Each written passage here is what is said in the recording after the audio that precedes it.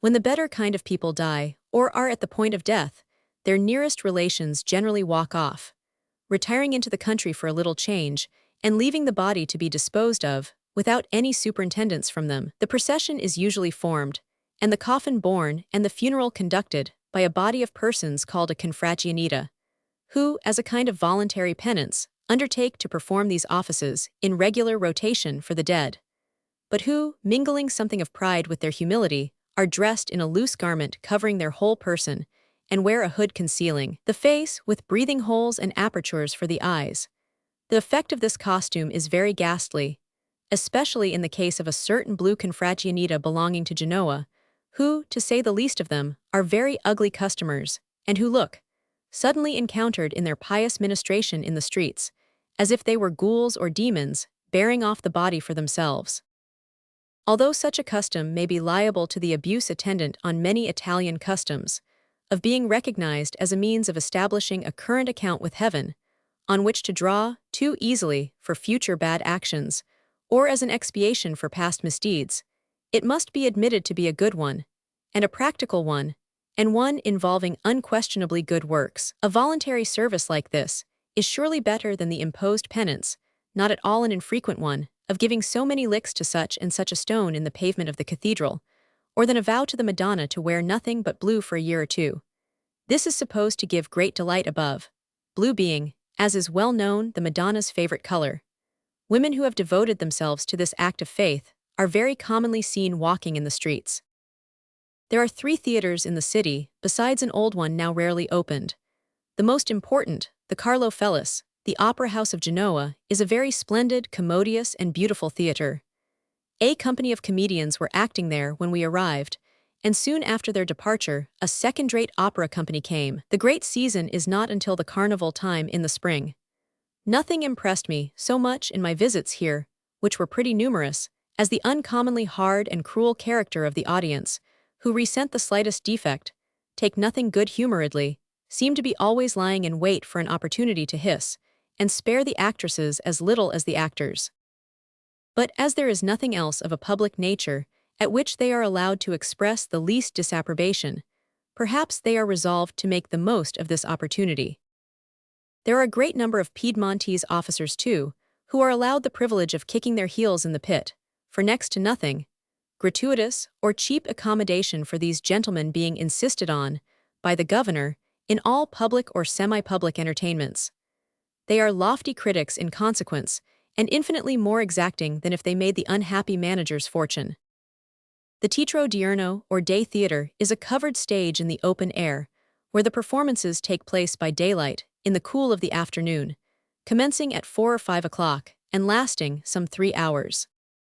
It is curious, sitting among the audience, to have a fine view of the neighboring hills and houses, and to see the neighbors at their windows looking on, and to hear the bells of the churches and convents ringing at most complete cross-purposes with the scene. Beyond this, and the novelty of seeing a play in the fresh pleasant air, with the darkening evening closing in, there is nothing very exciting or characteristic in the performances. The actors are indifferent, and though they sometimes represent one of Goldoni's comedies, the staple of the drama is French.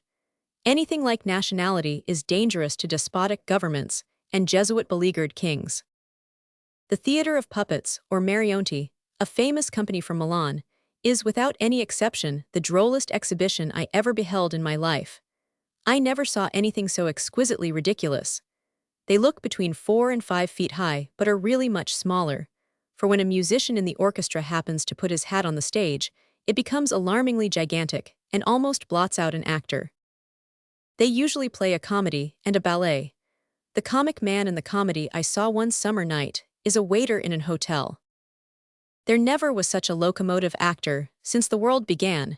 Great pains are taken with him. He has extra joints in his legs, and a practical eye with which he winks at the pit in a manner that is absolutely insupportable to a stranger, but which the initiated audience, mainly composed of the common people, receive, so they do everything else quite as a matter of course, and as if he were a man. His spirits are prodigious. He continually shakes his legs and winks his eye, and there is a heavy father with gray hair, who sits down on the regular conventional stage bank and blesses his daughter in the regular conventional way, who is tremendous. no one would suppose it possible that anything short of a real man could be so tedious. It is the triumph of art. In the ballet, an enchanter runs away with the bride. In the very hour of her nuptials, he brings her to his cave and tries to soothe her. They sit down on a sofa, the regular sofa. In the regular place, OP second entrance. And a procession of musicians enters, one creature playing a drum and knocking himself off his legs at every blow. These failing to delight her, dancers appear. Four first, then two, the flesh-colored two. The way in which they dance, the height to which they spring, the impossible and inhuman extent to which they pirouette, the revelation of their preposterous legs, the coming down with a pause on the very tips of their toes when the music requires it, the gentleman's retiring up when it is the lady's turn, and the ladies retiring up when it is the gentleman's turn, the final passion of a passagieu, and the going off with a bound. I shall never see a real ballet with a composed countenance again. I went, another night, to see these puppets act a play called St. Helena, or the Death of Napoleon. It began by the disclosure of Napoleon, with an immense head, seated on a sofa in his chamber at St. Helena, to whom his valet entered with this obscure announcement. Sir you ud see on low, the ow as in cow. Sir Hudson, that you could have seen his regimentals, was a perfect mammoth of a man to Napoleon, hideously ugly, with a monstrously disproportionate face, and a great clump for the lower jaw, to express his tyrannical and obdurate nature. He began his system of persecution by calling his prisoner General Buonaparte, to which the latter replied, with the deepest tragedy, Sir you ud see on low, call me not thus. Repeat that phrase and leave me. I am Napoleon, Emperor of France. Sir you ud see on, nothing daunted, proceeded to entertain him with an ordinance of the British government, regulating the state he should preserve and the furniture of his rooms, and limiting his attendance to 4 or 5 persons. 4 or 5 for me, said Napoleon. Me, 100,000 men were lately at my sole command, and this English officer talks of 4 or 5 for me. Throughout the piece, Napoleon, who talked very like the real Napoleon, and was, forever, having small soliloquies by himself, was very bitter on these English officers, and these English soldiers, to the great satisfaction of the audience, who were perfectly delighted to have Low bullied, and who, whenever Low said General Buonaparte, which he always did, always receiving the same correction, quite execrated him. It would be hard to say why, for Italians have little cause to sympathize with Napoleon, heaven knows. There was no plot at all, except that a French officer, disguised as an Englishman, came to propound a plan of escape, and being discovered, but not before Napoleon had magnanimously refused to steal his freedom, was immediately ordered off by Low to be hanged. In 2 very long speeches, which Low made memorable by winding up with Yas, to show that he was English, which brought down thunders of applause. Napoleon was so affected by this catastrophe that he fainted away on the spot and was carried out by 2 other puppets. Judging from what followed, it would appear that he never recovered the shock, for the next act showed him, in a clean shirt, in his bed curtains crimson and white, where a lady, prematurely dressed in mourning, brought 2 little children, who kneeled down by the bedside, while he made a decent end, the last word on his lips being Vaterlo. It was unspeakably ludicrous. Buonaparte's boots were so wonderfully beyond control, and did such marvelous things of their own accord, doubling themselves up, and getting under tables, and dangling in the air, and sometimes skating away with him, out of all human knowledge, when he was in full speech, mischances which were not rendered the less absurd by a settled melancholy depicted in his face. To put an end to one conference with Low, he had to go to a table and read a book, when it was the finest spectacle I ever beheld, to see his body bending over the volume like a bootjack, and his sentimental eyes glaring obstinately into the pit. He was prodigiously good, in bed, with an immense collar to his shirt, and his little hands outside the coverlet. So was Dr. Antimarchi, represented by a puppet with long lank hair, like mawworms, who, in consequence of some derangement of his wires, hovered about the couch like a vulture, and gave medical opinions in the air. He was almost as good as Low, though the latter was great at all times, a decided brute and villain, beyond all possibility of mistake. Low was especially fine at the last, when hearing the doctor and the valet say, "The emperor is dead." He pulled out his watch and wound up the piece, not the watch, by exclaiming with characteristic brutality, "Ha ha, 11 minutes to 6, the general dead, and the spy hanged." This brought the curtain down triumphantly. There is not in Italy, they say, and I believe them, a lovelier residence than the Palazzo Peschiere, or Palace of the Fishponds, whither we removed as soon as our 3 months. Tenancy of the pink jail at Albaro had ceased and determined. It stands on a height within the walls of Genoa, but aloof from the town, surrounded by beautiful gardens of its own, adorned with statues, vases, fountains, marble basins, terraces, walks of orange trees and lemon trees, groves of roses and camellias. All its apartments are beautiful in their proportions and decorations. But the great hall, some 50 feet in height, with 3 large windows at the end, overlooking the whole town of Genoa, the harbor, and the neighboring sea, affords one of the most fascinating and delightful prospects in the world. Any house more cheerful and habitable than the great rooms are, within, it would be difficult to conceive, and certainly nothing more delicious than the scene without, in sunshine or in moonlight, could be imagined. It is more like an enchanted place in an Eastern story than a grave and sober lodging. How you may wander on, from room to room, and never tire of the wild fancies on the walls and ceilings, as bright in their fresh coloring as if they had been painted yesterday. Or how one floor, or even the great hall which opens on 8 other rooms, is a spacious promenade. Or how there are corridors and bedchambers above, which we never use and rarely visit, and scarcely know the way through, or how there is a view of a perfectly different character on each of the 4 sides of the building, matters little. But that prospect from the hall is like a vision to me. I go back to it, in fancy, as I have done in calm reality 100 times a day, and stand there, looking out, with the sweet scents from the garden rising up about me, in a perfect dream of happiness. There lies all Genoa, in beautiful confusion, with its many churches, monasteries, and convents, pointing up into the sunny sky. And down below me, just where the roofs begin, a solitary convent parapet, fashioned like a gallery, with an iron across at the end, where sometimes early in the morning, I have seen a little group of dark-veiled nuns gliding sorrowfully to and fro, and stopping now and then to peep down upon the waking world in which they have no part. Old Monte Faccio, brightest of hills in good weather but sulkiest when storms are coming on, is here upon the left.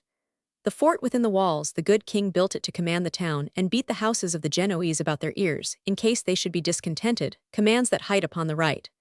The broad sea lies beyond in front there, and that line of coast, beginning by the lighthouse and tapering away, a mere speck in the rosy distance, is the beautiful coast road that leads to Nice.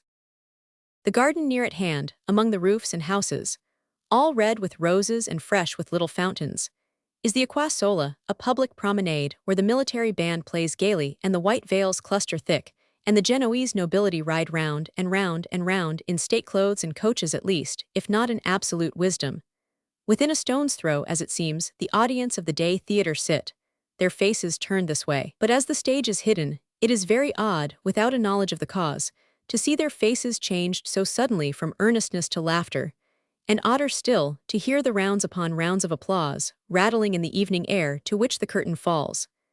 But being Sunday night, they act their best and most attractive play. And now the sun is going down, in such magnificent array of red and green and golden light, as neither pen nor pencil could depict. And to the ringing of the vesper bells, darkness sets in at once, without a twilight. Then lights begin to shine in Genoa and on the country road, and the revolving lanthorn out at sea there, flashing, for an instant, on this palace front and portico, illuminates it as if there were a bright moon bursting from behind a cloud, then merges it in deep obscurity. And this, so far as I know, is the only reason why the Genoese avoid it after dark, and think it haunted. My memory will haunt it, many nights in time to come, but nothing worse, I will engage. The same ghost will occasionally sail away, as I did one pleasant autumn evening, into the bright prospect, and sniff the morning air at Marseille. The corpulent hairdresser was still sitting in his slippers outside his shop door there, but the twirling ladies in the window, with the natural inconstancy of their sex, had ceased to twirl, and were languishing, stock still, with their beautiful faces addressed to blind corners of the establishment, where it was impossible for admirers to penetrate. The steamer had come from Genoa in a delicious run of 18 hours, and we were going to run back again by the Cornice road from Nice, not being satisfied to have seen only the outsides of the beautiful towns that rise in picturesque white clusters from among the olive woods, and rocks, and hills, upon the margin of the sea. The boat which started for Nice that night at 8 o'clock was very small, and so crowded with goods that there was scarcely room to move. Neither was there anything to cat on board, except bread, nor to drink except coffee. But being due at Nice at about 8 or so in the morning, this was of no consequence. So when we began to wink at the bright stars, in involuntary acknowledgement of their winking at us, we turned into our berths in a crowded but cool little cabin and slept soundly till morning. The boat, being as dull and dogged a little boat as ever was built, it was within an hour of noon when we turned into nice harbor, where we very little expected anything but breakfast. But we were laden with wool. Wool must not remain in the custom house at Marseille more than 12 months at a stretch, without paying duty. It is the custom to make fictitious removals of unsold wool to evade this law, to take it somewhere when the 12 months are nearly out, bring it straight back again, and warehouse it, as a new cargo, for nearly 12 months longer. This wool of ours had come originally from some place in the East. It was recognized as Eastern produce the moment we entered the harbor. Accordingly, the gay little Sunday boats, full of holiday people which had come off to greet us, were warned away by the authorities. We were declared in quarantine, and a great flag was solemnly run up to the masthead on the wharf, to make it known to all the town. It was a very hot day indeed. We were unshaved, unwashed, undressed, unfed, and could hardly enjoy the absurdity of lying blistering in a lazy harbor, with the town looking on from a respectful distance, all manner of whiskered men in cocked hats discussing our fate at a remote guard-house.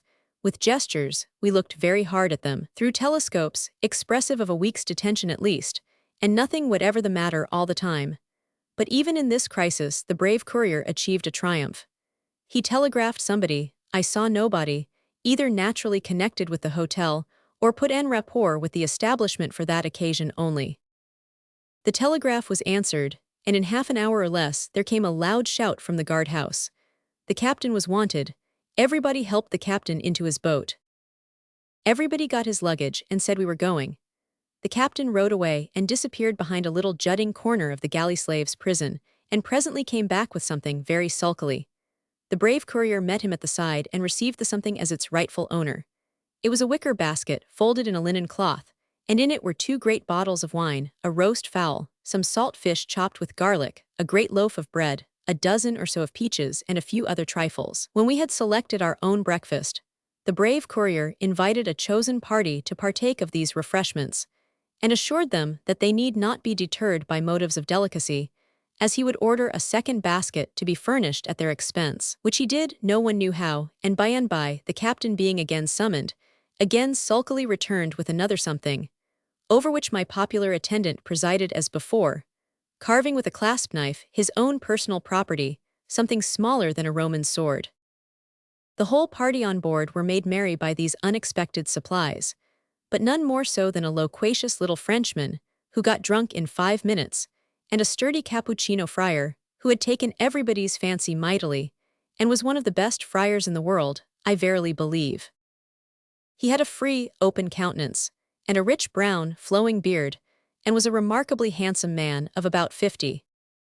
He had come up to us early in the morning, and inquired whether we were sure to be at Nice by 11, saying that he particularly wanted to know, because if we reached it by that time he would have to perform Mass, and must deal with the consecrated wafer, fasting, whereas, if there were no chance of his being in time, he would immediately breakfast. He made this communication, under the idea that the brave courier was the captain, and indeed he looked much more like it than anybody else on board.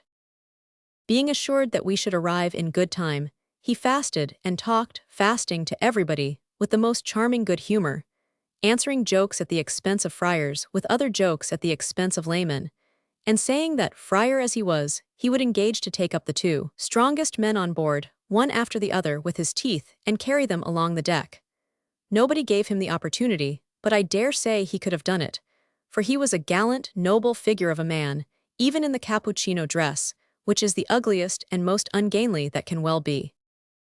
All this had given great delight to the loquacious Frenchman, who gradually patronized the friar very much, and seemed to commiserate him as one who might have been born a Frenchman himself, but for an unfortunate destiny. Although his patronage was such as a mouse might bestow upon a lion, he had a vast opinion of its condescension, and in the warmth of that sentiment, occasionally rose on tiptoe to slap the friar on the back. When the baskets arrived, it being then too late for Mass, the friar went to work bravely, eating prodigiously of the cold meat and bread, drinking deep draughts of the wine, smoking cigars, taking snuff, sustaining an uninterrupted conversation with all hands, and occasionally running to the boat's side and hailing somebody on shore with the intelligence that we must be got out of this quarantine somehow or other, as he had to take part in a great religious procession in the afternoon.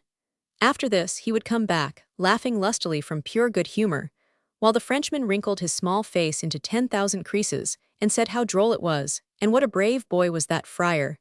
At length the heat of the sun without and the wine within made the Frenchman sleepy. So in the noontide of his patronage of his gigantic protégé, he lay down among the wool and began to snore. It was 4 o'clock before we were released, and the Frenchman, dirty and woolly and snuffy, was still sleeping when the friar went ashore. As soon as we were free, we all hurried away to wash and dress, that we might make a decent appearance at the procession, and I saw no more of the Frenchman until we took up our station in the main street to see it pass, when he squeezed himself into a front place, elaborately renovated, threw back his little coat to show a broad-barred velvet waistcoat, sprinkled all over with stars, then adjusted himself and his cane so as utterly to bewilder and transfix the friar, when he should appear. The procession was a very long one, and included an immense number of people divided into small parties, each party chanting nasally, on its own account, without reference to any other, and producing a most dismal result. There were angels, crosses, virgins carried on flat boards surrounded by cupids, crowns, saints, missals, infantry, tapers, monks, nuns, relics, dignitaries of the church in green hats, walking under crimson parasols, and here and there a species of sacred street lamp hoisted on a pole.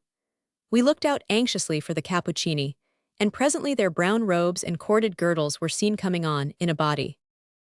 I observed the little Frenchman chuckle over the idea that when the friar saw him in the broad-barred waistcoat, he would mentally exclaim, "Is that my patron, that distinguished man?" and would be covered with confusion. Ah, never was the Frenchman so deceived. As our friend the Cappuccino advanced, with folded arms, he looked straight into the visage of the little Frenchman, with a bland, serene, composed abstraction not to be described. There was not the faintest trace of recognition or amusement on his features, not the smallest consciousness of bread and meat, wine, snuff, or cigars. 100 est lui même, I heard the little Frenchman say in some doubt. Oh yes, it was himself. It was not his brother or his nephew, very like him. It was he. He walked in great state, being one of the superiors of the order, and looked his part to admiration. There never was anything so perfect of its kind as the contemplative way in which he allowed his placid gaze to rest on us, his late companions, as if he had never seen us in his life and didn't see us then. The Frenchman, quite humbled, took off his hat at last, but the friar still passed on, with the same imperturbable serenity, and the broad-barred waistcoat, fading into the crowd, was seen no more. The procession wound up with a discharge of musketry that shook all the windows in the town. Next afternoon we started for Genoa, by the famed Cornice road. The half-French, half-Italian vetturino, who undertook, with his little rattling carriage and pair, to convey us thither in 3 days, was a careless, good-looking fellow, whose light-heartedness and singing propensities knew no bounds as long as we went on smoothly. So long he had a word and a smile, and a flick of his whip, for all the peasant girls, and odds and ends of the Sonnambula for all the echoes. So long he went jingling through every little village, with bells on his horses and rings in his ears, a very meteor of gallantry and cheerfulness. But it was highly characteristic to see him under a slight reverse of circumstances, when in one part of the journey, we came to a narrow place where a wagon had broken down and stopped up the road. His hands were twined in his hair immediately, as if a combination of all the direst accidents in life had suddenly fallen on his devoted head.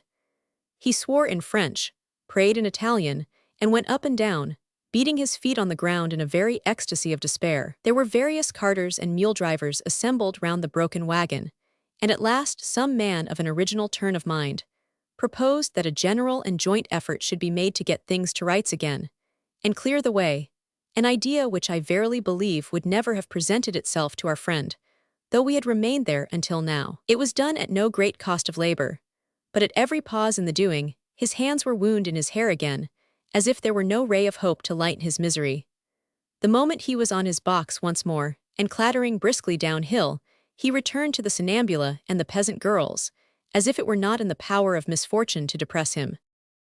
Much of the romance of the beautiful towns and villages on this beautiful road disappears when they are entered, for many of them are very miserable. The streets are narrow, dark, and dirty, the inhabitants lean and squalid, And the withered old women, with their wiry gray hair twisted up into a knot on the top of the head, like a pad to carry loads on, are so intensely ugly both along the Riviera and in Genoa too that, seen straggling about in dim doorways with their spindles or crooning together in by corners, they are like a population of witches, except that they certainly are not to be suspected of brooms or any other instrument of cleanliness. Neither are the pigskins, in common use to hold wine, and hung out in the sun in all directions, by any means ornamental, as they always preserve the form of very bloated pigs, with their heads and legs cut off, dangling upside down by their own tails. These towns, as they are seen in the approach, however, nestling, with their clustering roofs and towers, among trees on steep hillsides, or built upon the brink of noble bays, are charming. The vegetation is, everywhere, luxuriant and beautiful, and the palm tree makes a novel feature in the novel scenery. In one town, San Remo, a most extraordinary place, built on gloomy open arches, so that one might ramble underneath the whole town, there are pretty terrace gardens. In other towns, there is the clang of shipwrights' hammers and the building of small vessels on the beach.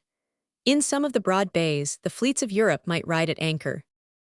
In every case, each little group of houses presents, in the distance, some enchanting confusion of picturesque and fanciful shapes.